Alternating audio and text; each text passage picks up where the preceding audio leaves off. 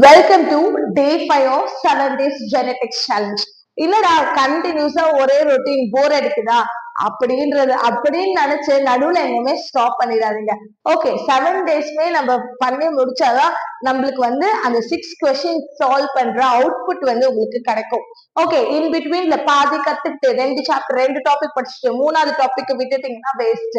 அந்த கம்ப்ளீட்டா ஹோல் யூனிட்டுமே படிக்கும் போதுதான் நம்மளால வந்து அந்த 6 கொஸ்டின்ஸ்மே சால்வ் பண்ற அந்த கேப்பபிலிட்டி வந்து வரும். ஓகே, தென் நெக்ஸ்ட் இன்னைக்கான வீடியோக்குள்ள நம்ம என்ட்ரு ஆகலாம். என்ன அப்படின்னா, ஃபர்ஸ்ட் செக்ஸ் டிட்டர்மினேஷன் பார்க்கலாம். செக்ஸ் டிட்டர்மினேஷன் சொல்லும் போது நம்மளுக்கு 46 குரோமோசோம்ஸ் இருக்கும். அந்த 46 குரோமோசோம்ஸ்ல 44 chromosomes remains common for both male and in female. ஓகேவா, அந்த 44 குரோமோசோம்ஸ் காமனா இருக்குல்ல மேலுக்கும் ஃபீமேலுக்கும், அந்த குரோமோசோமை என்ன சொல்லுவாங்க அப்படின்னா ஆட்டோசோம்ஸ் அப்படின்னு சொல்லுவாங்க. 2 குரோமோசோம் மட்டும்தான் மேலா ஃபீமேலா அப்படின்னு டிட்டர்மைன் பண்ணும். அந்த 2 குரோமோசோம்ஸ் செக்ஸை டிட்டர்மைன் பண்றதால செக்ஸ் குரோமோசோம்ஸ், அப்படி இல்லைன்னா அல்லோசோம்ஸ் அப்படின்னு சொல்லுவாங்க. These are allosomes, 2 chromosomes, XX in female, XY in male. Okay, Henry என்ன கண்டுபிடிச்சாரு அப்படின்னா, ஒரு சில மேல்ல மட்டும் they are having X-shaped structure, special bodies இருக்கு. ஒரு சில கேமெட்ஸ்ல ஒரு சில குரோமோசோம்ஸ் மட்டும் எக்ஸ் ஷேப்ல இருக்கு, ஸ்பெஷல் ஸ்ட்ரக்சர்ஸ் இருக்கு. ஒண்ணுத்துல வந்து ஒரு கேமெட்ஸ்ல வந்து எக்ஸ் ஷேப்பே கிடையாது அப்படின்னு சொல்லிட்டு அவரு கண்டுபிடிச்சாரு. ஒரு சில கேமெட்ஸ்ல மட்டும் எக்ஸ் ஷேப்டு இருக்கு, இன்னொரு கேமெட்ஸ்ல வந்து எக்ஸ் ஷேப்டு ஸ்ட்ரக்சர் கிடையாது. அந்த எக்ஸ் ஷேப்டு ஸ்ட்ரக்சர்ஸ் என்ன சொன்னாரு அப்படின்னா எக்ஸ் பாடின்னு சொன்னாரு. இப்ப வந்து நம்ம அதை எக்ஸ் குரோமோசோம்ஸ் சொல்றோம். ஓகே, மோஸ்ட்லி வந்து இந்த மேலா ஃபீமேலான்னு பார்க்கும்போது heterogamy leads to male, XY gives for male, X0 gives for male. அந்த மாதிரி heterogametic gives for male. Homo chromosomes are present in females. எப்படி எந்தெந்த birds and insectsல வந்து எப்படி மாறுது இது அப்படின்றத பார்க்கலாம். First, XXXO type of sex determination is seen in insects and grasshopper. கிராஸ்ஹோப்பர்லயும் இன்செக்ட்ஸ்லயும் என்ன டைப் அப்படின்னா XX and X0, X0. X0 வந்து heterogametic condition is in male, whereas the XX is present in the female. Humans and Drosophila என்ன ஆகும் அப்படின்னா XX in female, XY in மேல். ஆனா எங்க பாருங்க, இங்க எல்லாமே வந்து மேல்ஸ் ஹெட்ரோகாமெட்டிக் கண்டிஷன் காமிக்கிறாங்க. பட் பேர்ட்ஸ்ல மட்டும் heterogametic condition is shown by females. ஓகேவா, இங்க வந்து மேல்ஸ் ஹோமோகாமெட்டி தான், XX தான், சாரி ZZ தான். ஆனா ZW the heterogametic condition is seen in female, that too in birds. ஹனிபீக்கு வந்து ஒரு different types of sex determination என்ன அப்படின்னா ஹாப்ளாய்டா டிப்ளாய்டா குரோமோசோம்ஸ் அப்படின்றத வச்சு மேலா ஃபீமேலா அப்படின்னு டிட்டர்மைன் பண்ணுவாங்க. மேல்ஸ்க்கு வந்து அவங்களுக்கு ஹாப்ளாய்ட் செட் ஆஃப் குரோமோசோம்ஸ் இருந்துச்சுன்னா அவங்க மேலு, whereas the diploid set of chromosomes 16 அப்படின்னா 32 நம்பர் ஆஃப் குரோமோசோம்ஸ் இருந்துச்சுன்னா அவங்க வந்து ஃபீமேல். எப்படி வந்து இது பாசிபிள் அப்படின்னா பாருங்க, female produces ovum, okay, which has haploid set of chromosomes, 16 chromosomes இருக்கும். ஓகே, இந்த 16 chromosomes fertilization நடக்காம டைரக்டா பார்த்தினோஜெனசிஸ் நடந்து மேலா மாறிடும். அது வந்து மேல என்ன சொல்லுவாங்க, மேல் ஹனிபியை என்ன சொல்லுவாங்க அப்படின்னா ட்ரோன்னு சொல்லுவாங்க. they produce gametes. எங்க fertilization நடக்கல, gametesல இருந்து இந்த ஓவம்ல இருந்து அப்படியே நம்மளுக்கு பார்த்தினோஜெனசிஸ் நடந்து மேலா convert ஆனாங்கன்னா that leads to drone. ஓகேவா, ஆனா இந்த ஓவம் வந்து where it meets with male gametes, இங்க ஃபார்ம் ஆகுதுல மேல் gametes, அந்த மேல் gametesோட இந்த ஓவம் ஃபர்டிலைசேஷன் நடந்துச்சுன்னா we get 2n. diploid அப்படின்னாவே ஃபீமேல்ஸ் தான். அந்த diploid ஃபீமேல்ஸ் வந்து எந்த ஃபுட்டு மேல ஃபீட் ஆகுறாங்கன்றத வச்சு குயின் பியா இல்ல ஒர்க்கர் பியா மாறும். ஒர்க்கர் பீஸ் ஆர் ஃபீமேல் தான். ஓகேவா, இங்க ஃபீமேல் ஃபார்ம் ஆனாங்க, பீ பிரெட் மேல ஃபீட் ஆச்சுன்னா that leads to workers. ஓகேவா, whereas worker bees are sterile in nature, இவங்க ஓவம் வந்து ப்ரொடியூஸ் பண்ண மாட்டாங்க. அதே ராயல் ஜெல்லி மேல ஃபீட் ஆச்சுன்னா, இந்த ஃபீமேல் வந்து ராயல் ஜெல்லி மேல ஃபீட் ஆச்சுன்னா, that leads to the formation of queen. queen வந்து fertile ovum produce ஆகும். இந்த மாதிரி haploid diploid வச்சு sex determination எதுல நடக்கும் அப்படின்னா honeybee. whereas the haploids are male, whereas the diploids are female. Based on the feeding habit, if the feed on bee bread, that leads to workers royal jelly அப்படின்னா queen bee. Queen bee தான் ovum produce பண்ண, worker bees வந்து sterile in nature. Okay, mutations. மியூட்டேஷன்ஸ்னா என்ன அப்படின்னா ஒரு nucleotide sequence இன் டிஎன்ஏவோ இல்ல ஆர்என்ஏவோ அது சேஞ்ச் ஆயிட்டு இருந்தா அதை என்ன சொல்லுவாங்க அப்படின்னா மியூட்டேஷன்ஸ் சொல்லுவாங்க. This mutations are heritable in nature. DNA RNA sequence வந்து சேஞ்ச் ஆயிருக்கு, அந்த சேஞ்ச் வந்து ஜீனோடைப்பையோ இல்ல பீனோடைப்பையோ அஃபெக்ட் பண்ணி from generation to generation heredity அது கேரி அவுட் ஆகுதுன்னா அதை என்ன சொல்லுவோம் அப்படின்னா மியூட்டேஷன்ஸ் சொல்லுவோம். மியூட்டேஷன்ஸை காஸ் பண்றதை என்ன சொல்லுவோம் அப்படின்னா மியூட்டாஜன்ஸ் சொல்லுவோம். மியூட்டாஜன்ஸ் ரெண்டு type, physical mutagens, chemical mutagens. Physical mutagens யார் யாரு அப்படின்னா alpha beta gamma rays and X rays and UV rays. UV rays மெயினா என்ன கிரியேட் பண்ணோம் அப்படின்னா தைமின் டைமர். தைமின் வந்து அடினோட பேர் ஆகாம தைமினுக்கு நடுவுல வந்து லிங்க் ஃபார்ம் ஆச்சுன்னா அதை தைமின் டைமர்னு சொல்லுவோம். whereas the chemical mutagens are mustard gas, phenol, formalin, acetic acid, formic acid and ammonia. okay, இப்போ mutationsல types of mutations பார்க்கலாம். two types of mutations are there: frame shift mutation, point mutation.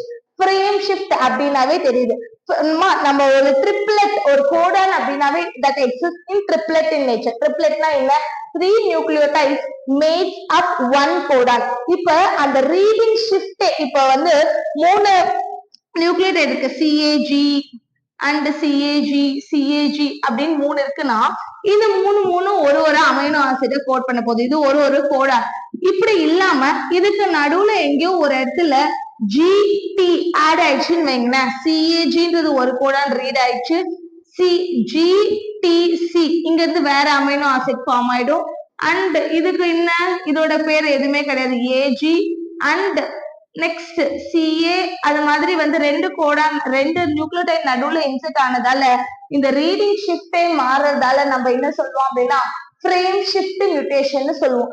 ஒருவேளை 2 nucleotide இல்லாம 3 நியூக்ளியோடைடா add ஆச்சு அப்படின்னா CAG GTC மத்ததெல்லாம் CAG தான் வரப்போகுது. இங்க எதுவுமே இல்லை, நடுவுல மட்டும் எக்ஸ்ட்ரா ஒரு அமைனோ ஆசிட் கோட் ஆகும்.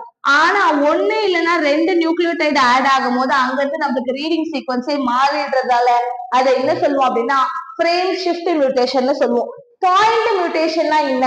ஒரே ஒரு சிங்கிள் நியூக்ளியோடைடால சேஞ்ச் வந்துச்சுன்னா பாயிண்ட் மியூட்டேஷன் சொல்லுவாங்க. எக்ஸாம்பிள் யாரு அப்படின்னா சிக்கல் செல் அனிமியா.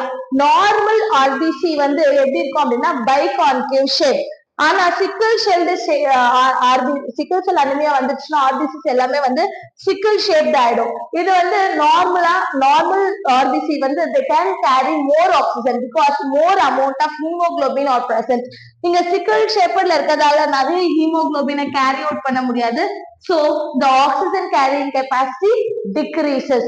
ஓகே, அடுத்து பார்த்தோம் அப்படின்னா இந்த இன்னும் ஒரு பாயிண்ட் மியூட்டேஷன் வருது அப்படின்னா நார்மல் ஜீன்ஸ் பார்த்தோம் அப்படின்னா GAG அதுக்கு ஆப்போசிட்டா CTC இருக்கும்.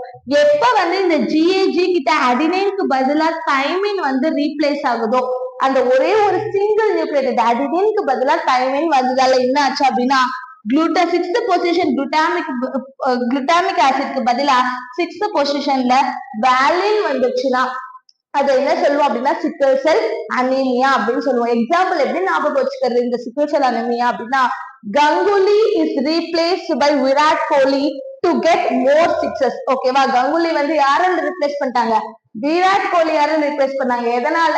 நிறைய 6 வரணும், நிறைய 6 அடிக்கணும் அப்படின்றதுக்காக இந்த Ganguly is replaced by Virat Kohli at 6th position. இப்படி வந்து நம்ம ஈஸியா ஞாபகம் வச்சுக்கலாம். அடுத்து பார்த்தோம் அப்படின்னா திஸ் சிக்கல் செல் அனிமியா மெயினா எங்க பாயிண்ட் மியூட்டேஷன் எங்க அக்கர் ஆகுது அப்படின்னா it is present in beta globulin chain of haemoglobin.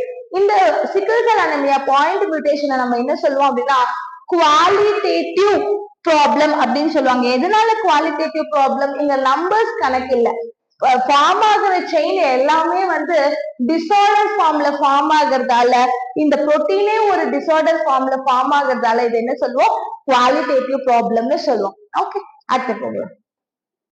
Pedigree analysis. Pedigree அனாலிசிஸ்னா என்ன அப்படின்னா, ஜெனரேஷன் டு ஜெனரேஷன் ஃபேமிலி ஹிஸ்டரியில ஒரு பர்டிகுலர் ட்ரெயிட் வந்து எப்படி அது மூவ் ஆயிருக்கு ஃப்ரம் ஒரு ஜெனரேஷன்ல இருந்து இன்னொரு ஜெனரேஷன் அந்த பர்டிகுலர் ட்ரெயிட் வந்து எப்படி கேரி அவுட் ஆயிருக்கு அப்படின்னு படிக்கிறது தான் வந்து பெடிகிரி அனாலிசிஸ். ஓகே, பெடிகிரி அனாலிசிஸ்க்கான ஃபர்ஸ்ட் அதோட சிம்பிள்ஸ்க்கான ஷார்ட் நான் இங்க ப்ரொவைட் பண்ணிருக்கேன்.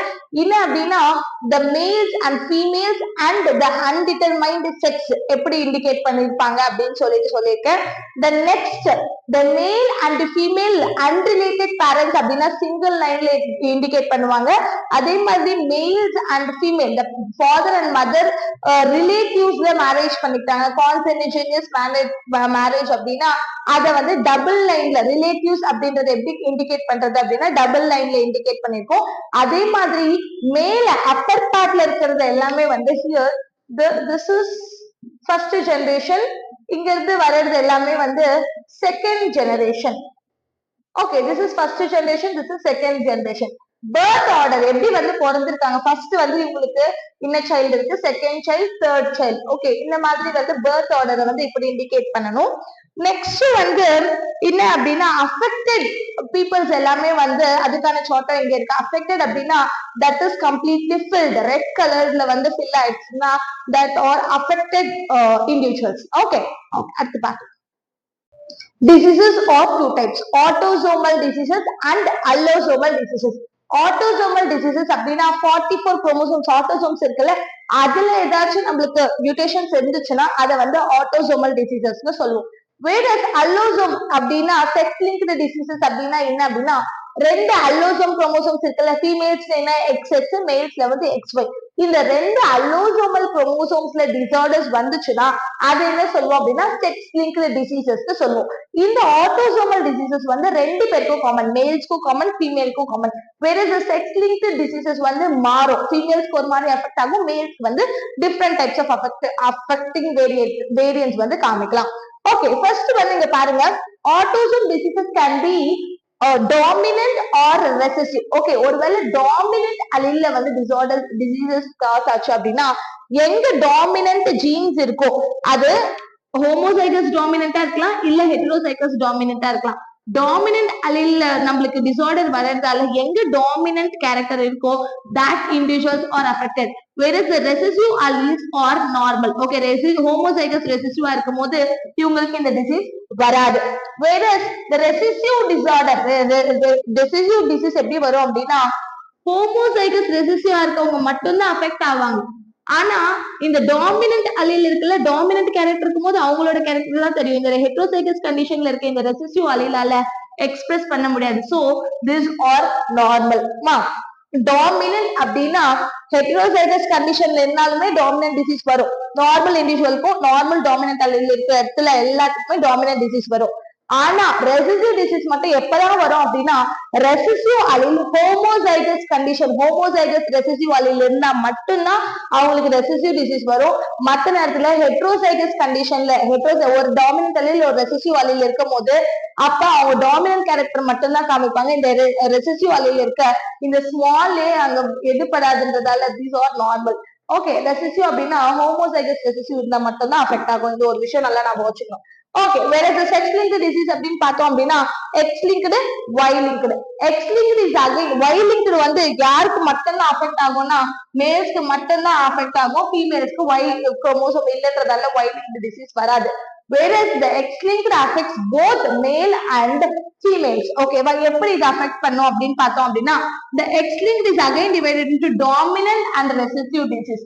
டாமினன்ட் டிசீசஸ், டாமினன்ட் அலீல்ல வந்து டிசீஸ் வந்ததுன்னா whereas the homozygous dominant and heterozygous dominant are disease, whereas the homozygous recessive alleles are normal.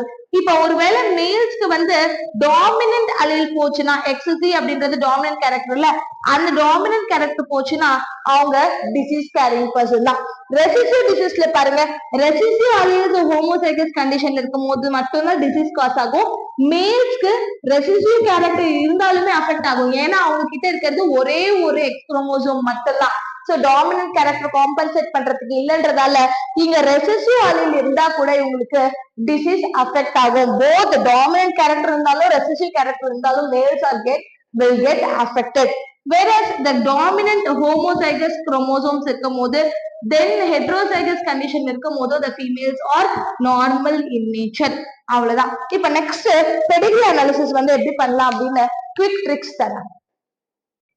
Pedigree analysis in 1 minute.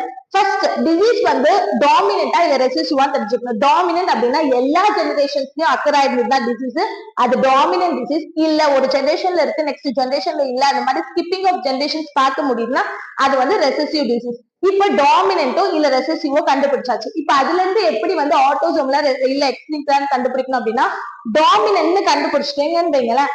டாமினன்ட்ல வந்து ஆட்டோசோமல் அப்படின்னா that is present crisscross sequence வந்து காட்டாது. crisscrossனா இல்ல one first male is affected next female is affected then male is affected அந்த மாதிரி male female அப்படின்ற crisscross pattern காமிச்சதுன்னா அந்த disorder வந்து X-linked dominant. அப்படி இல்ல இந்த மேல் ஃபீமேல் இல்லாம both males and females are equally affecting அப்படின்னா that is autosomal dominant. அதே மாதிரி ரெசிசிவும் கண்டுபிடிச்சிட்டீங்க. ஸ்கிப்பிங் ஆஃப் ஜெனரேஷன்ஸ் காட்டுது அப்படின்னா ரெசிசிவ். அந்த ஸ்கிப்பிங் ஆஃப் ஜெனரேஷன்லயுமே மேல் ஃபீமேல் வருதுன்னா அது வந்து X-linked ரெசிசிவ். இல்ல both males and females are getting affected in single generation அப்படின்னா that is autosomal recessive அர்த்தம். Okay, thank you.